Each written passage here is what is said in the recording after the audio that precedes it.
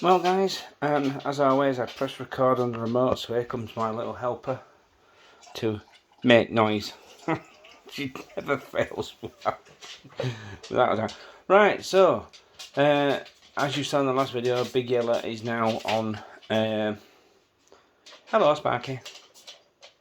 She's an old lady now, obviously she's dripping water everywhere she goes after having a drink. And just bear with me one moment. Dog's bowl refueled. Where was I? Yes, Big Yellow. As I mentioned last time, big things coming for Big Yellow, and as you know, she's now on an all-independent chassis, and this is what's left of the rest. Boom, it's like an Ains manual. Well, this is what's left of the main chassis plate. As you can see, I may still use these on the Excursion yet. As you can see, I did a bang-up job on the chassis rails, but there you go. It's underneath, nobody can see it. Oh look, you can't really see it now.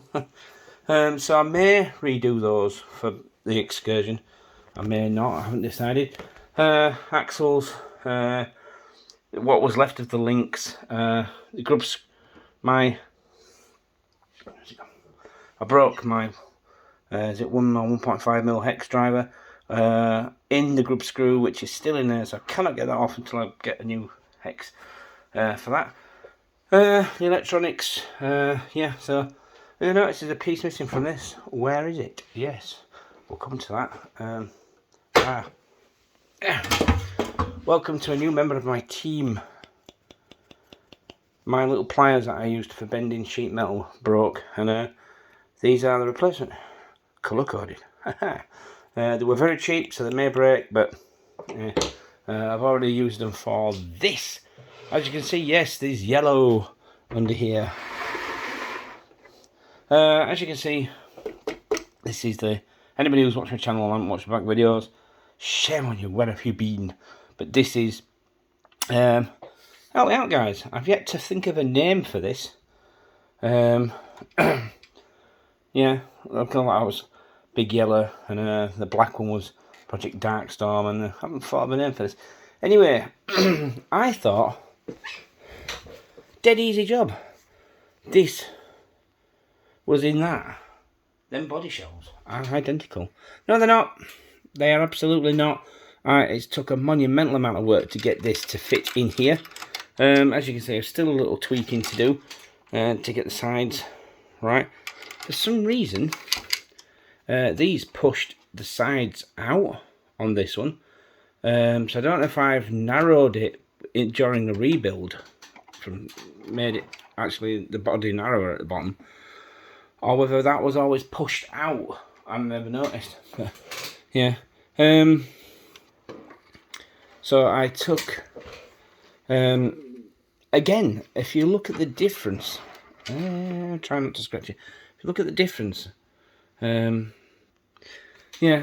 so I need to carry on with the bending and tweaking, and there's also a gap, but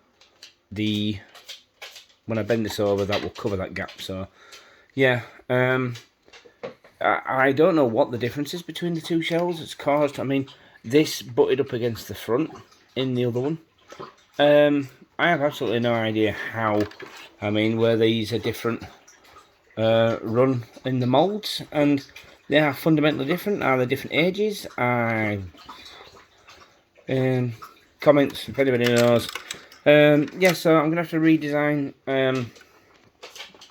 Pardon my camera work. I'm holding the wheel up with the camera hand. I'm gonna put a new panel in here so that the inner fender reaches the chassis rail. When I eventually finalise the design of the chassis rails, these actually fit better, so I'll probably just stick with these.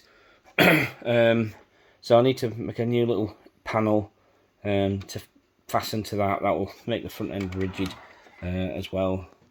And then these little adapters I will fasten to the inner fenders rather than the chassis rail. Then I can move the shocks to wherever the hell I want, making a ride height much more favourable. I have also noticed that I don't know what's going on there. There shouldn't be that much difference depending on the ride height, so I may have to tweak this middle assembly. I may go with the setup that the other one had. I had some link. Real 4x4 guys will let me know what they're called, but the little mounts that hold the end of the link, I made some for the big yellow, and I may use them on this and junk this assembly, because there isn't that much flex, to be honest, and the only way you can get flex is to have it sitting high, and I didn't want it this high, so you notice that's as far as it will go. For some reason, despite using all the original shock position, the mounting positions on these little plates, it's not working, so who knows. Yeah, just a very brief update. I just want to let you know where we're at. The next time you see this will be fastened and painted, and it'll all be the same colour. Then I can really get to work on finalising the chassis design, because it's been in flux from the beginning. Having an intact floor for the chassis rails to fasten to was key to this, and it's the reason why I've been hung up with it for so long, I suppose. I can then make an amalgam of the two chassis that work. I may even reuse the links from Big Yellow, just simply because it worked. There was a little bit of slop, but god damn it worked. Anyway, so there you go, very brief update. Yeah, so it looks cool, the yellow inner fenders. I sort of want to leave it, but I won't be, though. I won't be.